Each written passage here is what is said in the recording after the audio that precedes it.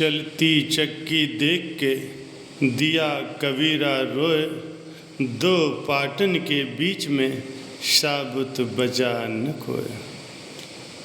मृत्यु जीवन का परम सत्य है, इसे झुठलाया नहीं जा सकता, किंतु खेद है कि मनुष्य इसको झुठलाने में जीवन भर लगा रहता है। लोग मृत्यु को याद नहीं रखते। यदि कोई उनको मृत्यु की याद कराना चाहे तो वो लोग नाखुश हो जाते हैं। किसी पुत्र जन्म या विवाह आदि के अवसर पर अगर कोई व्यक्ति मृत्यु का नाम ले ले तो लोग कहते हैं कि चुप भी रहो, ऐसे मंगल अवसर पर अमंगल का नाम क्यों ले रहे हो। लोगों के लिए जन्म और विवाह ही मंगल के मौके हैं और मृत्यु अमंगल है। याद रखो, किसी जन्म या विवाह के मौके पर तो हम उसकी गहमा गहमी में माया मोह में भूल जाते हैं, उलझ जाते हैं, जबकि किसी संगी साथी या रिश्तेदार की मृत्यु के मौके पर हमारा मन संसार से कट करके शांत रहता। लोग दुकान को बंद नहीं करते, दुकान को बढ़ाते हैं। जब दुकान को बंद करने का समय होता है तब वो नौकर को बोल देते हैं कि दुकान बढ़ा दो। बंद करना अमंगल बात है, इसीलिए बोलते हैं कि दुकान को बढ़ा दो, ये मंगल बात है। कितना मूर्ख हो चुका है आजकल हर व्यक्ति, वो खुद को ही ठगे जा रहा है, सत्य से भाग रहा है। शुतुरमुर्ग एक ऊंचा लंबा जानवर होता है। जब शेर उसके ऊपर हमला करता है तो अपने सिर को रेत में छिपा लेता है और समझता है कि मैंने अपनी आंखें छिपा ली, अब शेर मेरा शिकार नहीं करेगा। वो ये नहीं सोचता आंखें तो मैंने मूंदी हैं, शेर ने नहीं, वो तो अपना काम कर ही देगा। प्यारे सज्जनों, यही हाल मनुष्य का भी है। वो समझता है कि अगर मैं मृत्यु को याद नहीं करूँगा तो मृत्यु भी मुझे भूल जाएगी। परंतु याद रखो, मृत्यु को चाहे तुम याद करो या न करो, वो तो हर पल नज़दीक आती जा रही। कबीर साहब भी कह रहे हैं कि हे भोले मानव, तेरे से पहले भी बहुत से लोग मृत्यु को प्राप्त हो चुके हैं। एक दिन तुमको भी मृत्यु को प्राप्त होना है।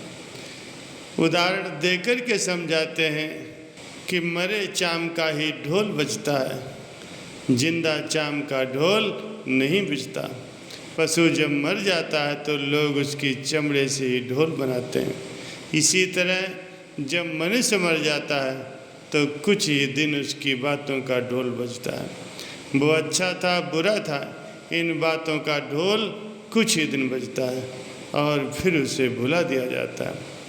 कबीर साहब भी कहते हैं कि मनुष्य को केवल कर्म पर ध्यान देना चाहिए, उससे कोई भी बुरा कर्म न हो, क्योंकि कर्म के कारण ही मनुष्य को याद रखा जाता है। जिसके कर्म बुरे होते हैं वो जीते हुए भी मरे के समान है, और जिसके कर्म अच्छे हैं वो मरने के बाद भी जीवित रहता है।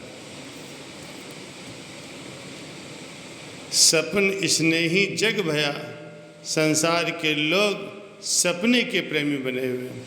सपने में मोहक प्राणी और पदार्थ मिलते हैं, उस समय उनसे मोह होता है, पर सपने के टूट जाने के पश्चात उस सपने की चीज़ों से भी मोह समाप्त हो जाता है, वो चीज़ें भी समाप्त हो जाती हैं। कबीर साहब जी कहते हैं कि हे मानव, तू मृत्यु का शिकार है।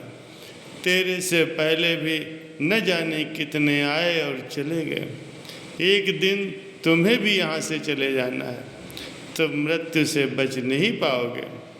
वो हर पल किसी न किसी को अपना शिकार बना रही। इसीलिए समय रहते अपने स्वरूप में स्थिर हो जाओ, ताकि तुम्हें मृत्यु के जाल में दोबारा ना आना पड़े। एक बार यमुना के तट पर किसी राज्य में मधुसूदन नाम का बहुत ही प्रजावत्सल धार्मिक और दानवीर राजा राज करता था। उसके राज्य में जन कल्याण हेतु भ्रमण कर रहे 15-20 संतों का एक समूह आकर के रुका। यात्रा में विभिन्न स्थानों पर पड़ाव के दौरान उन संतों के समूह में से 1-2 संत सभी से भिक्षा मांगते और लोगों से संतों के प्रवचन सुनने का आग्रह करते। उन्हीं में से एक संत प्रायः ही नगर के बाजारों मोहल्लों में घूमने लगे। ऊंचे स्वर में आलाप कर रहे थे कि 1 लाख की एक बात, 3 लाख की 3 बातें। धीरे धीरे ये बात महाराज मधुसूदन तक जा पहुंची, तो उन्होंने अपने खास आदमियों को उन संतों के आदर भाव से दरबार में लाने का आदेश दिया। महात्मा जी जब दरबार में आए तो मधुसूदन ने हाथ जोड़कर प्रार्थना की, महात्मन क्या चाहिए? महात्मा बोले, तुम क्या दे सकोगे? मधुसूदन बोले, आज्ञा कीजिए, यथाशक्ति प्रयत्न करूँगा। महात्मा बोले, हम कुछ महात्मा भ्रमण करते हुए तुम्हारी नगरी में विश्राम के लिए ठहरे, उनके भोजन का प्रबंध करना है। महाराज बोले, मेरा अहोभाग्य। महात्मा बोले, मुझे भिक्षा नहीं चाहिए, परिवर्तन चाहिए। मैं आपको 3 उपयोगी बातें बताऊंगा, आप 3 समय के भोजन का प्रबंध करें। महाराज मधुसूदन की आज्ञा की देर थी, सारी भोजन सामग्री उपस्थित हो गए। धार्मिक राजा की धार्मिक प्रजा उन महात्माओं के प्रवचन सुनने को उमड़ पड़ी। 4 दिन संत समागम चला। सभी लोग संतों महात्माओं के दर्शन करके स्वयं को भाग्यशाली समझने लगे।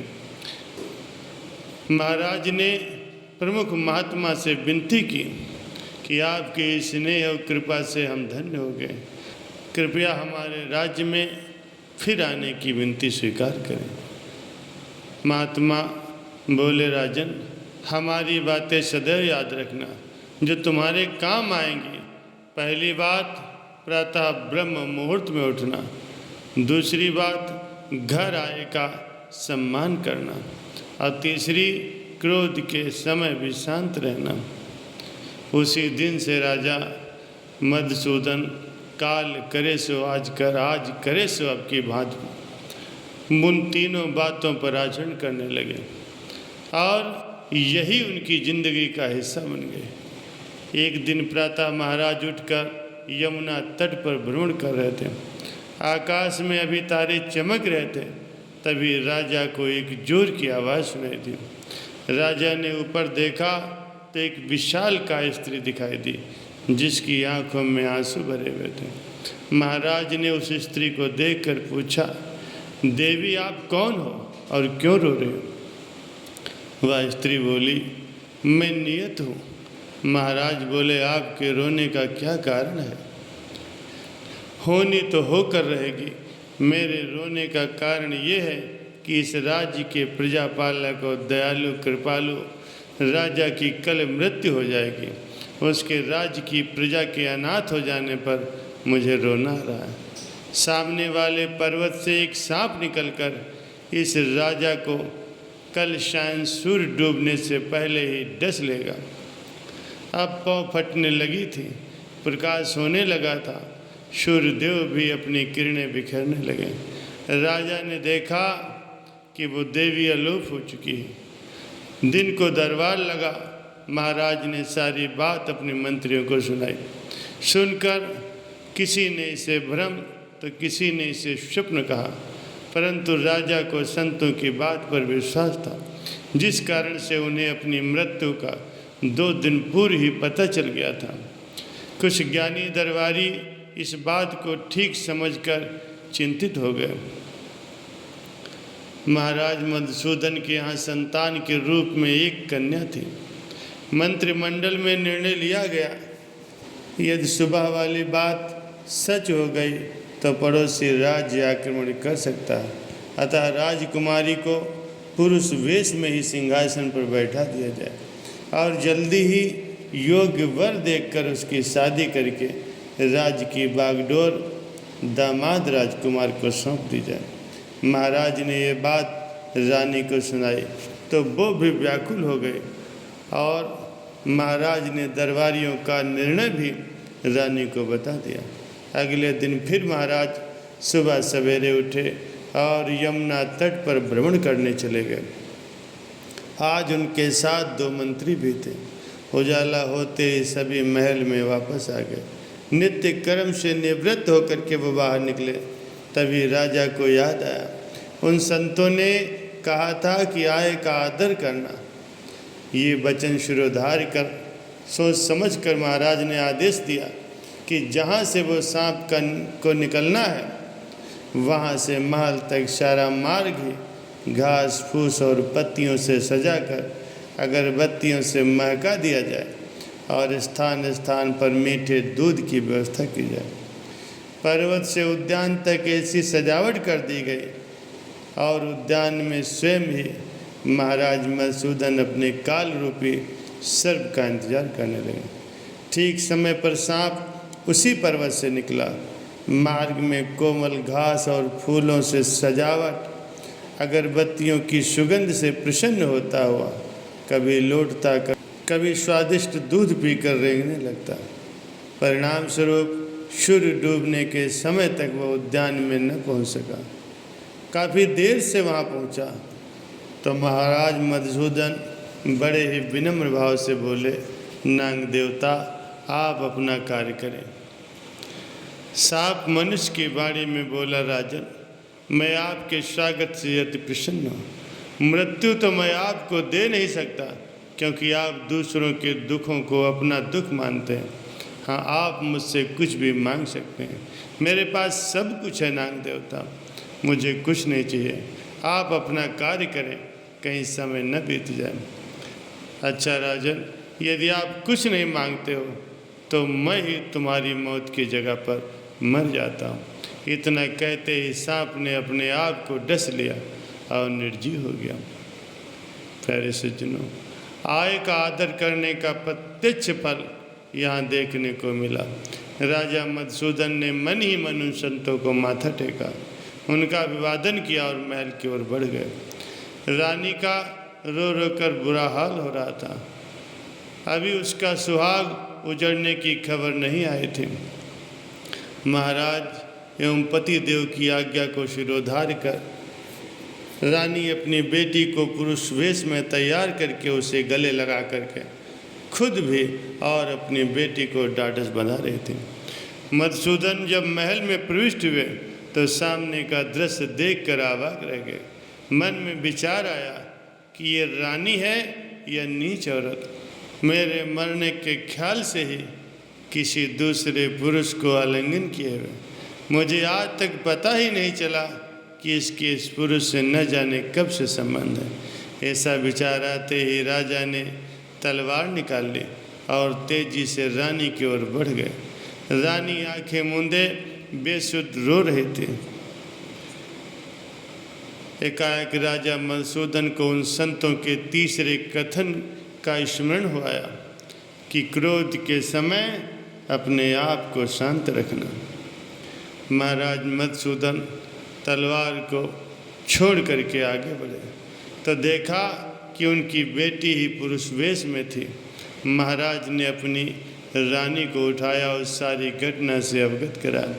रानी और राजकुमारी महाराज के गले लगकर रोने लगी, पर ये खुशी के आंसू थे। सुबह होते ही पूरे राज्य में ढोल नगाड़े बजाए गए, खुशियों के गीत गाए गए, मिठाइयाँ बांटी गई, क्योंकि प्रजा को उनका राजा संतों के आशीर्वाद से फिर से मिल गया था।